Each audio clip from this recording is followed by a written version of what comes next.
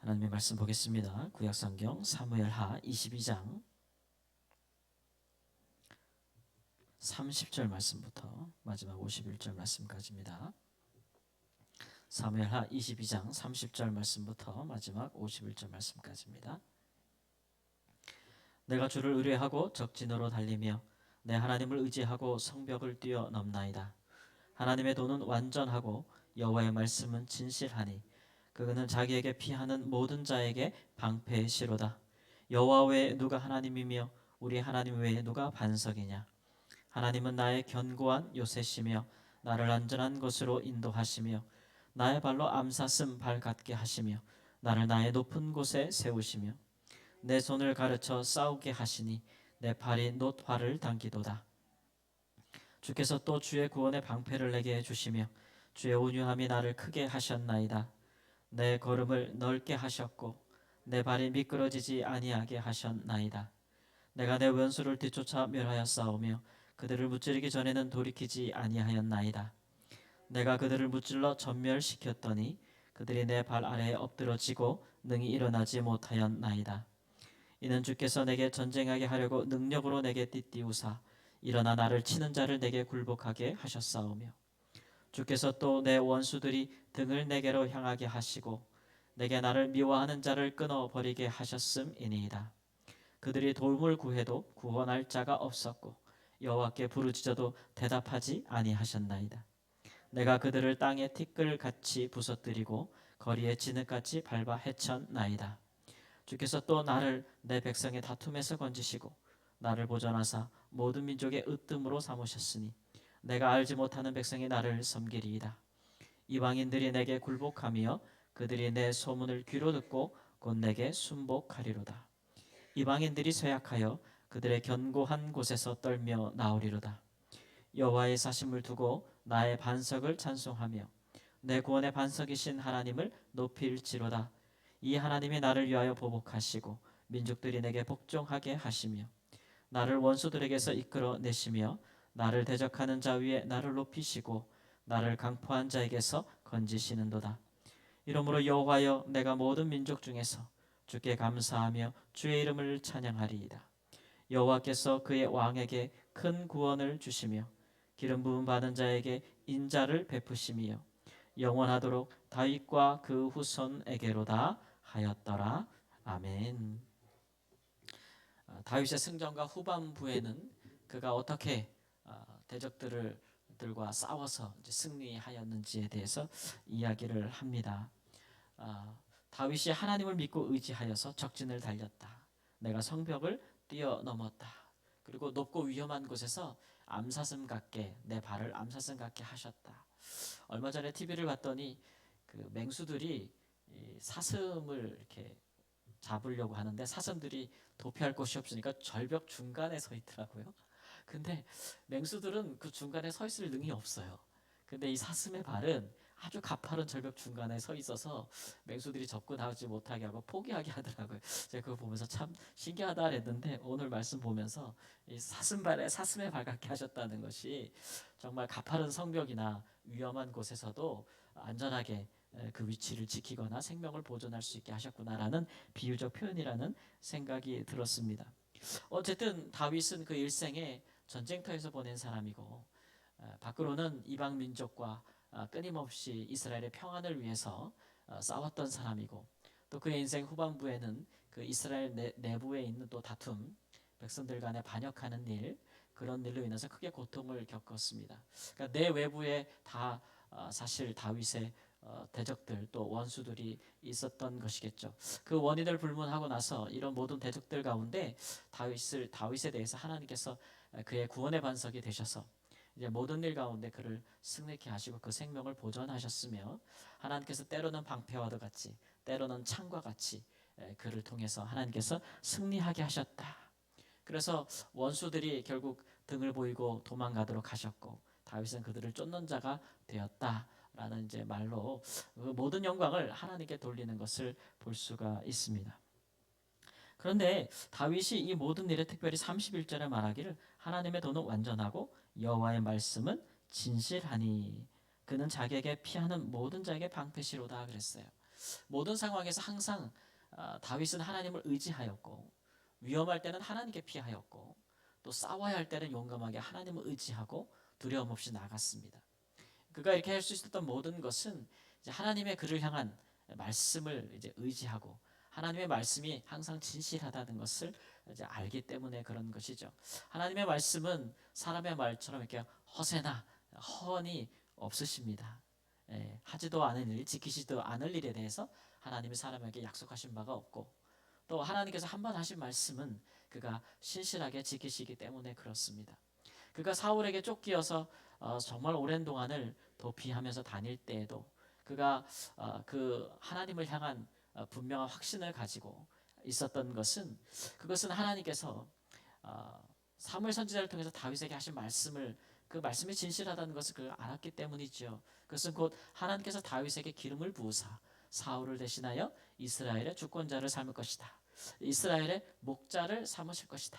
내가 너를 양을 치는 목사에서 이스라엘을 다스리는 목자로 삼을 것이라 하신 그 말씀이 진실하다는 것을 그가 알기에 그가 쫓기고 도망하나 사울의 손에 넘겨 죽임을 당하지 아니할 것이다 라는 것은 그가 분명히 믿었던 것이죠. 뿐만 아니라 그가 사울의 밑에 있어서 블레셋과 전쟁하면서 많은 전쟁을 할 때에도 어찌 위험한 순간이 없었겠어요. 그러나 하나님께서 자기를 이스라엘 왕으로 세우신다는 그 사무엘 선지자를 통해 주신 하나님의 말씀을 굳게 믿었기에 그가 담대하게 거인들과도 싸우고 또 위험한 상황에서도 힘을 내고 용기를 내서 정말 이스라엘 백성들을 구원해낸 것이 아니겠어요?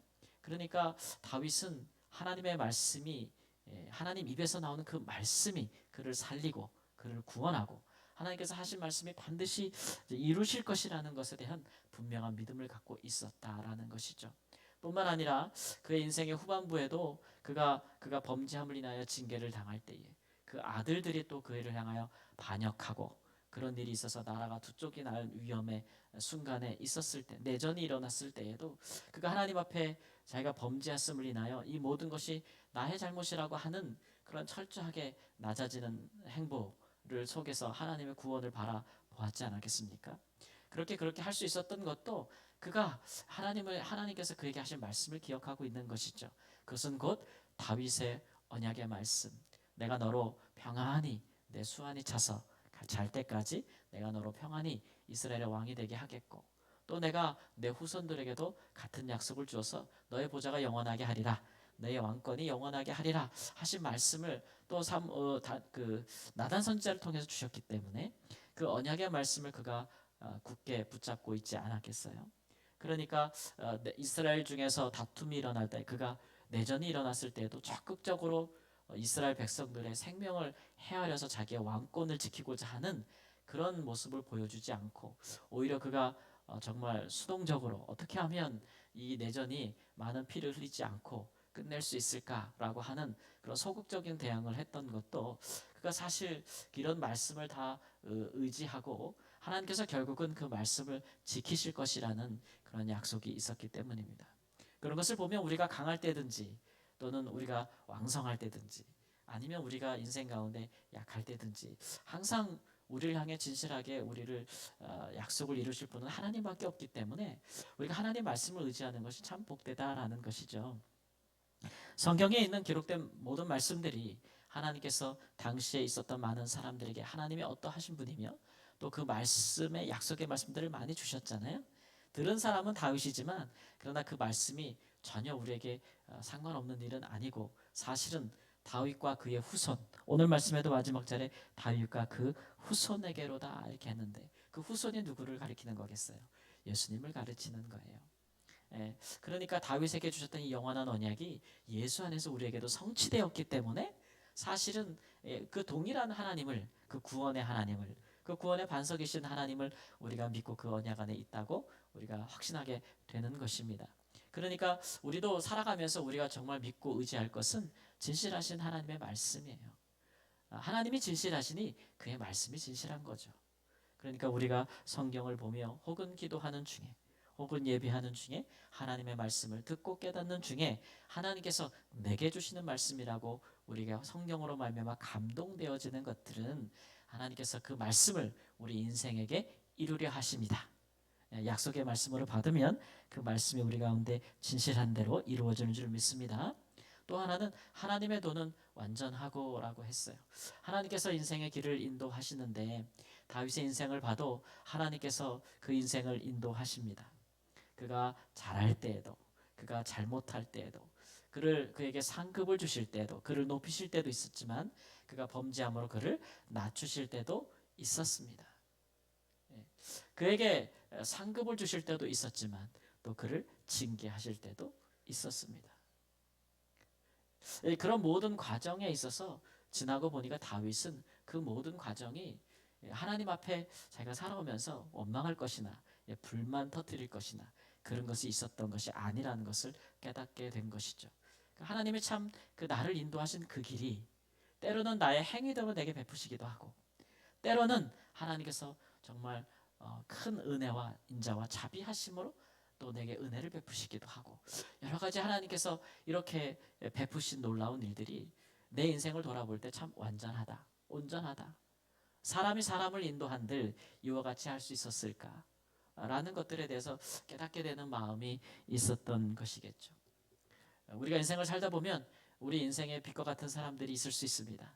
우리 인생의 동반자가 되어주고 또 옆에 또 우리를 돕는 자가 되어주고 우리의 멘토가 되어주고 우리 인생의 인도자가 되어줄 수 있는 사람이 있을 수는 있겠으나 누가 하나님 같겠어요? 여기 오늘 말씀에도 보면 누가 하나님이며 우리 하나님 외에 누가 반석이냐 그랬어요.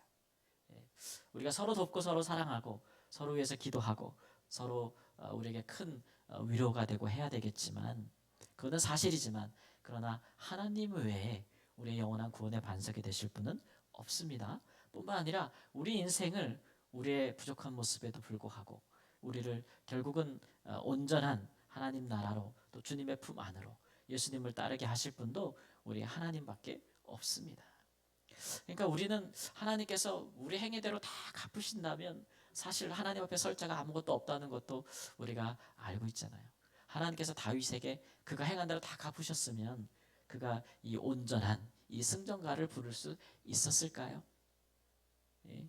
모든 이방 민족까지 다 와서 자기를 섬긴다고 말한다. 이 모든 것이 하나님의 영광이라고 말하는 이 승전가를 최후에 부를 수 있었겠어요? 그렇지 못했을 거예요. 아무리 하나님의 말씀을 믿고 의지하여도 사람은 늘 연약합니다. 사람은 늘 흔들리고 사람은 늘 유혹을 당하고 늘 시험을 받습니다. 그런 일들에 하나님의 특별한 은혜가 없었다면 다윗은 훨씬 더 많은 죄악 가운데 있었을 거예요. 그러니까 이렇게 모든 과정을 인생의 과정을 지나면서 내 인생을 여기까지 이 모양 저 모양으로 지금 이런 모습으로 인도하신 하나님이 참 완전하시다라고 고백할 수 있는 그런 믿음이 있었다는 것이 우리에게 이제 본이 되는 것이겠죠. 우리도 살면서 이런 두 가지는 분명히 확신하고 살았으면 좋겠습니다. 지금 내 모습이 우리 인생의 모습이 사람들의 보기에 높아 있든 낮아져 있든 또는 강하든 약하든 또는 내가 만족스럽든 그렇지 못하든 사실은 우리 인생을 인도하시는 하나님의 은혜가 지금까지 여기를 붙들어 오셨다. 우리 행위대로 갚으시든 아니면 하나님께서 은혜를 더하시든 이 모습이 하나님께서 우리에게 주실 수 있는 가장 좋은 모습으로 인도하셨다라는 것을 우리가 믿을 것이며 뿐만 아니라 하나님께서 언제나 그의 말씀과도 같이 영원히 변하지 않은 말씀으로 진실하게 우리를 인도하고 계신다라는 것을 확신하심으로써 하나님 의지함에 있어서 두려움이 없고 또 실패함이 없고 또 하나님 우리에게 진실하신처럼 우리도 좀 진실하고 하나님께 뿐만 아니라 우리가 하나님을 닮아서 사람들에게도 그랬으면 좋겠어요. 사람들을 누구를 좀 도와주고 인도할 때 두 마음 품지 않고 내 이익을 구치 않고 상대방을 먼저 생각해주고 하나님처럼 그렇게 하나님을 닮아가는 그런 온전한 성품이 있었으면 좋겠고 또한 우리 말에도 정말 진실함이 있어서 우리가 하나님 앞에서 사람 앞에서 하는 말들에 대해서 신의를 지키고 그것이 혹 내게 불리한 일일지라도 약속을 좀 지켜주고 그런 진실한 모습으로 다가간다면 하나님도 기뻐하시지 않을까 생각합니다. 이 한 주간 또 오늘 한날을 삶에 있어서 우리 다산성원교 성도 여러분들 그렇게 하나님이 어떤 분이심을 알기에 우리도 그렇게 살아가는 은혜가 있기를 우리 주 예수님의 이름으로 축원합니다. 아멘. 기도하겠습니다. 주님, 우리의 삶 가운데 우리의 하나님께서 우리에게 맡기신 또 우리에게 허락하신 우리 인생 가운데 하나님은 이 선한 싸움들이 믿음의 선한 일들이 우리의 평생에 걸친 하나님 싸움임을 저희들이 알고 있습니다. 우리도 하나님 마지막에 하나님 모든 승전가를 기뻐 부르며 모든 영광을 하나님께 돌리는 하나님의 사람들이 되기를 원합니다. 주여 저희로 일생에 하나님의 말씀에 그 진실하심을 확신하며 말씀대로 살기를 최선을 다하고 힘을 다하고 마음을 다하고 성품을 다할 수 있도록 주님 도와 주시옵소서. 또한 우리를 인도하시는 하나님의 인도하심에 순복하고 그것을 가장 좋은 것으로 여겨서 그 안에 기뻐하며 즐거워하는 자가 될 수 있도록 주님 인도하여 주시옵소서. 그렇게 하나님 우리를 향하신 예수 안에서 우리에게 허락하여 주신 놀라운 은혜들을 생각하며 늘 하나님의 은혜 안에 머무는 오늘도 복되게 하나님 인도하여 주시옵소서. 존귀하신 우리 주 예수님의 이름으로 기도합니다. 아멘.